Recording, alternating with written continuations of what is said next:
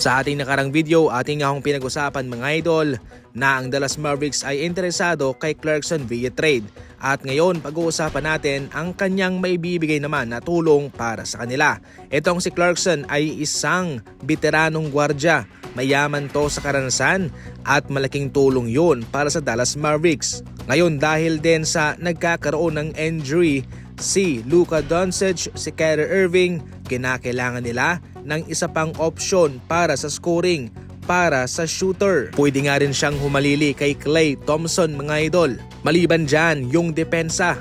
Yan ang number 1 na kanyang maibibigay para sa Dallas. Itong si Clarkson ay magaling na kumontrol ng kanyang mga kamay sa kanyang binabantayan. Impressive nga rin ang kanyang footwork. Kaya niyang makalapit sa kanyang dinedepensahan na hindi natatawagan ng foul. So definitely mga idol, shooting, depensa, scoring option, spacing, yan ang kanyang maibibigay para sa Dallas Mavericks. At yan po ang patuloy nating babantayan sa pagsapit ng trade deadline.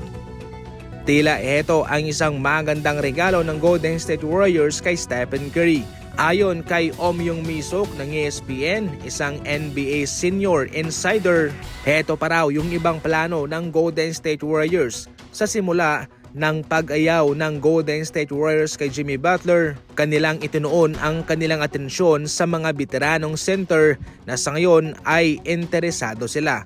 Subalit mga idol, ayon pa kay Omyong Misok ng ESPN, pwede nga rin daw na iipunin pa ng Golden State Warriors ang kanilang mga draft picks capital para sa isang manlalarong katulad ni Giannis. Ayon pa kay Omyong Misok mga idol, kung sakaling hindi rin naman daw magkakaroon ng magandang season ang Milwaukee Bucks, pwede nga raw na ito'y sunggaban ng Golden State Warriors gamit ang kanilang malalaking asset. Kung sakaling handa na ang Milwaukee Bucks na makipaghiwalay ng landas kay Giannis Antetokounmpo. Nanggaling mismo yan kay Omyong Misok ng ESPN.